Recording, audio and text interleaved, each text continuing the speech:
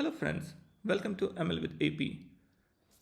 This is the sixth video of the series of videos where we are discussing descriptive statistics. The topic for today is skewness and kurtosis. But before that, a quick recap.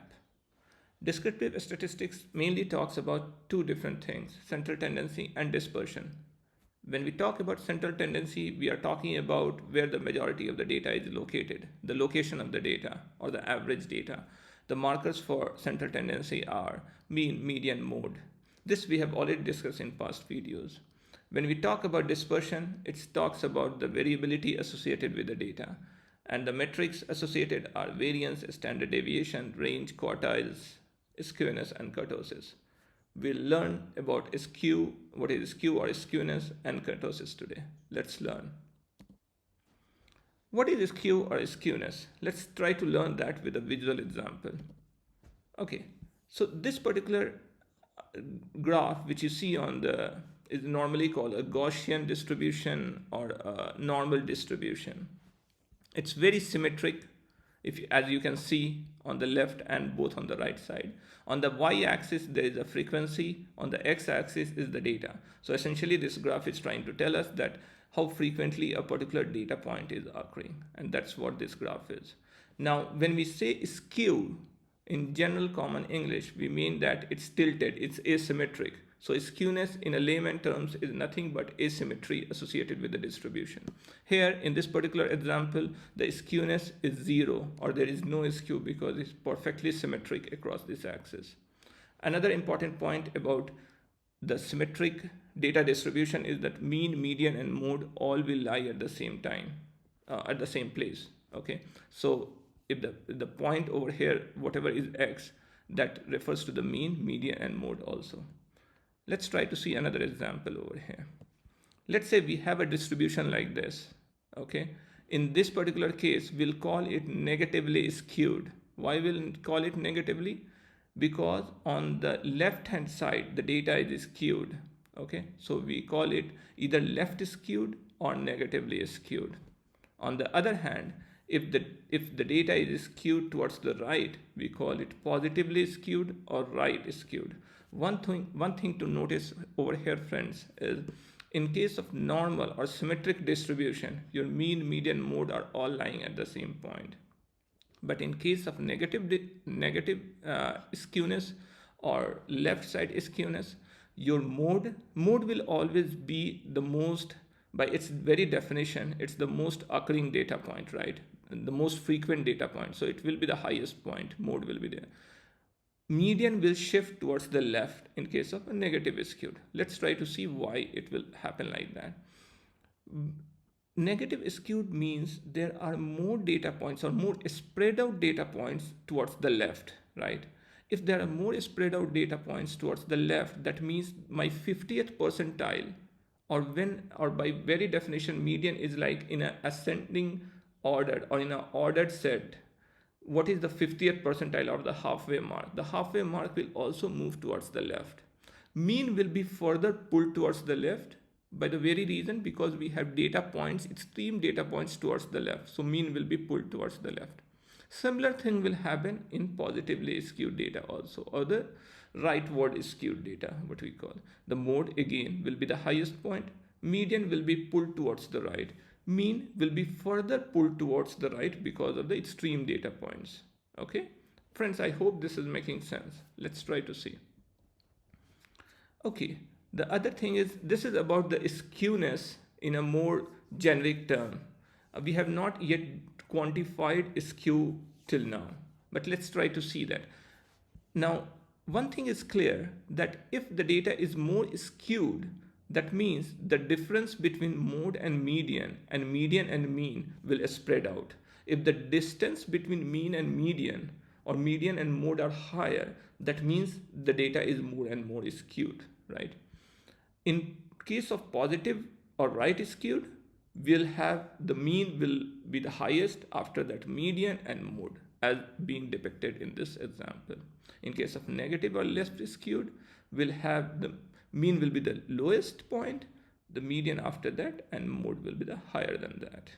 Okay, now let's formally define it.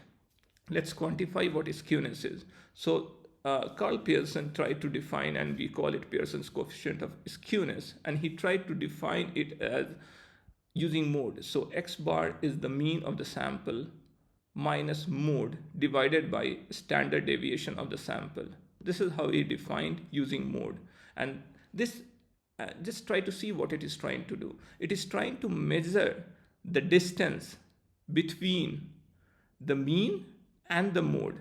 And friends, if you see the example over here, the distance between the mean and the mode, the greater it will be, greater the skew it. So this particular coefficient, Pearson's coefficient, does make sense intuitively. But he also later down the line, few scientists also proposed using median, which is 3 times the difference between sample mean minus median by a standard deviation of the sample. Now this raises various questions. The first question is, hey, why there are 2 ways of calculating, using median and then using mode, right? That is the first question. The second question is, why divide by the standard deviation? Why we are dividing it by standard deviation? The third question could come into the mind is that, why 3 times? Why this number 3 over here? So let's take it one by one. Why 2 ways of calculating? So the answer for that is, the mode is not very robust measure when it comes to a small data set. Empirically, it has been found that sometime if we have a smaller data set, then mode can lie between median and mean as well. So mode is not very reliable in case of a small data set. And that's why what scientists or researchers did later down the line is that, hey, they looked at the data, various series of data, and they say that median is more robust in nature. So let's try to define skewness using median. And they arrived with that formula. So that's the answer to the first. Why divide by a standard deviation? That's the second question. A standard deviation, we are dividing it. Think of a scenario where of a 2 data distribution and we have to compare their skewness.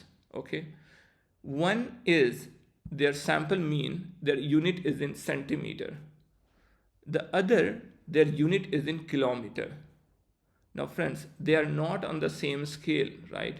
So if we do not divide or standardize by a standard deviation, then their coefficient will be vastly different. So to bring all the data distribution and their skewness on the same scale, what we are trying to do is divide it by a standard deviation. And this is a standard technique. We call it a standardization in statistics, but this is a standard technique which is employed to bring data on the same scale. Okay, so that's the answer to why divide by the standard deviation. Now, why 3 times? Again, the answer for that is, empirically it has been found by a statistician that mean minus mode is actually 3 times the mean minus median. Okay, in case of a skewed data set, mean minus mode is roughly 3 times the mean minus median. So if you plug this over here, then you can get this formula, which is with regards to mean and median, and which is more robust. Okay, so friends, this is the Carl Pearson's coefficient of skewness. I hope you understood it. Let's move on. But one thing is that, why do we care about skewness? Skewness is a measure of the variability, I understand that, but why do you care so much about? So the answer is, in case of the data science or machine learning or any statistical inferences, sometimes those models assumes that the data is normally distributed. What is normally distributed? The middle graph, symmetric. This is bell-shaped Gaussian distribution. This is normal distributed. So sometimes they assume that the data is normally distributed. So more the skew, less will be the accuracy of your model, if the underlying assumption of the model is that the data is normally distributed. So what will do then if the data is skewed and it's not normally distributed? One thing is that leave it. Choose some other model which doesn't have underlying assumption that the data should be normally distributed. That's one way of go about it. The second is, you run some transformation on the data. What do you mean by transformation? That you do some mathematical operation on the data. Let's say, for example, you take logarithmic. So your data series, let's say X is there. You took a natural log of that. Sometime with these transformations, these data distributions becomes more normal. Like it will never become 100% symmetric or normal or Gaussian, but it will look close to that. So the skewness will be reduced if you do the transformation, such as logarithmic transformations, and then you can use your statistical measures or machine learning models, okay, which assumes that the data should be normally distributed. So that's why we care about skewness. Now the question is, we have learned about the box plot in our previous videos also, but looking at the box plot, my question to you would be that, can you say that whether this data is left skewed, right skewed, what is the skew, or is it symmetric data? So the answer is, if you see the midpoint, the Q2, or this is the median line, this vertical line over here, this is the median line. If you see, you can clearly see the data is more distributed towards the right, or more spread out towards the right, because the whisker is bigger than the whisker which is on the left side, right? So you can say that the data is more, when you will try to draw the frequency distribution of this, the data will look like more towards the right, okay?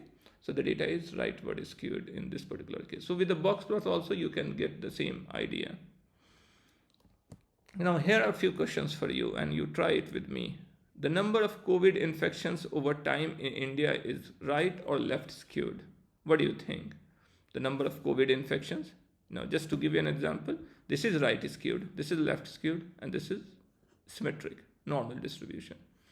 The COVID infections, it suddenly started, but it has a long tail. By that, I mean that it's slowly, and it's still going on. In some pockets, the COVID infections are still going on, right? So the data of COVID infection, not just in India, but anywhere in the world, will always be right skewed or positively skewed, okay? Now, the second thing is salary of employees in your company. What do you think? It is normally distributed, left skewed, or right skewed? Okay, the answer to that would be, it has to be right skewed. Why? Because majority of the employees will lie between, the mode will be the most, maybe it will start with 3 lakh, it will peak around, or the majority of the employees will get something around 10 lakh per annum. But your executives, the CEO, the CFO, or the CIO, or the chief executives, or the board of directors, they will get more and more money. So there will be a small amount of people which is represented by a small frequency distribution, but towards the extreme right, they will be earning like probably 30x, 40x, or 50x of the average income of the, or average salary of the employee. So in any particular company, the salary distribution of the employees will always be right skewed, unless it's very if it's in erstwhile USSR or something where the distribution would be very equitable. But most often than not, in any capitalistic society, it will be rightward skewed. Distribution of scores on easy exams. Now this is the tricky one. Think about it. So there is an exam. Let's say you are a student of a class, and there is an exam which the teacher has conducted, and it is very easy. Okay, what do you think? What will be the distribution? In this particular, this is one of the rare examples where it will be left skewed. From our common life examples, there are very few data which are leftward skewed, but this will be left. Why? Let me explain that. So the exam is very easy. Most of the students will fall over here towards the center or towards the right. Everybody will score like 90 to 95% marks, right? Very few will be there who will score like, maybe who will still score fairly badly in the exam, like 40s or 50s or 60s, right? But there will not be any skewness towards the right, because most of the people will score between 90 to 100 because it was such an easy test, right? So in this particular case, distribution of score on an easy exam will most probably will be a left skewed data. Okay, makes sense? Let's move on. So that was the Carl Pearson way of measuring skewness or quantifying the skewness. There is another way to define skewness, and that is using moments. Now moments is a fancy term, but essentially it means that the characteristic of the data distribution, or the characteristic of the distribution, those are moments. So there are 4 moments in descriptive statistics. Let's try to see what these are. The first moment is the mean, and it is, you can see the sum of all the numbers divided by n. So that's called the first moment. The second moment is the variance, which is represented by this number, this formula. The third moment, and you can appreciate that these moments are with the increasing degree of they're exponentially rising, right? So the mean is just a common average, but the variance is actually the sum of the squares and centered around, and then not zero centered, but centered towards the mean, right? So x minus x bar, which is the sample mean, right? And it is squared. The third moment of skewness is to define whether the data is asymmetric and where the leaning is towards the left or the right is measured using this formula. So this is another way of defining or quantifying skewness. The fourth measure of the moment of the data distribution is kurtosis, right? So kurtosis is around the peakedness or fatness of the tail. We are just going to talk about that. But let's see. So we have talked about the skew, but let's see that when the skew is 0, it is perfectly symmetrical Gaussian normal distribution. When the skew is like 0.5, you can see that it's towards rightward skew, so positively skewed little bit. You can still not make much difference between totally bell-shaped curve and a skew of 0.5. With a skew of 1, you can easily identify that, okay, it is skewed towards the positive or the right side. With a skew raising to 1.5 and all, it is heavily skewed towards the right, and there is a small tail which is going longer and longer, right? So this can give you the example of that. Okay, when we quantify the skew or what the skew number, and then how relatively they look pictorially, right? So now let's move on to kurtosis. What is kurtosis? Now let's try to define it again with help of an example, and before we go into the actual definition. So kurtosis is nothing but it used to be defined as peakedness earlier. Now with peakedness, I mean that how sharp this thing is. So if you see the middle one, this is a normal distribution. Okay, the middle graph over here, this is a normal distribution. Let's say you try to squeeze and the same amount of data distribution, you try to squeeze and you try to elongate it. When you elongate it, then obviously it will shrink because the area has to be maintained between this graph and this graph, and as a result of that, it will become more peaky or more sharp at the top, right? So this used to be called the kurtosis, that how peakedness or how sharp the top of the distribution is, that used to be called peakedness. So if it is more than the normal distribution, it used to be called positive kurtosis. If it is less, it is used to be called negative kurtosis, right? So if you, let's say, flatten this out, when you flatten this out, obviously its peakedness or the sharpness at the top will go away. But what will also happen is that its tail will become fatter, right? Here the tail becomes thinner, but here the tail will become fatter. So there was a sort of controversy around that, whether the peakedness is the real measure of kurtosis or the tailedness or the fatness of the tail is the real measure of kurtosis. Then finally, now I think all the scientists and researchers have settled that most often peakedness and tailedness mean the same thing, but in some cases probably it's right to define kurtosis with the tailedness. That means the fatness of the tail should define how kurtosis is, right? So this is a common general intuitive way of thinking that whether the kurtosis would be positive or negative, or what kurtosis means. So kurtosis, again to recap, means the tailedness or the fatness of the tail of the data distribution is being called as a kurtosis. Okay, and but again, most of the cases, if fatness will increase, then obviously it will flatten out. So in most of the case, peakedness or flatness, like they are inversely proportional and they mean the same thing. Okay. Now there are different types of kurtosis, right? So something which is called mesokurtic, leptokurtic, and platykurtic. Okay. Now let's see. So this was the one in the green is our baseline. When I say baseline, this is our normal distribution, right? When I make it more peaky, obviously if you see the tail, right, the tail is getting flattened out. Okay, now if the first one, the mesokurtic, right, is for the normal distribution, and if we go by measuring the kurtosis with the formula which we have seen in the moments just a few minutes back, the kurtosis will come to 3. Now leptokurtic is your positive skew, positive kurtosis, right? So it's more peaky over here, or tail end.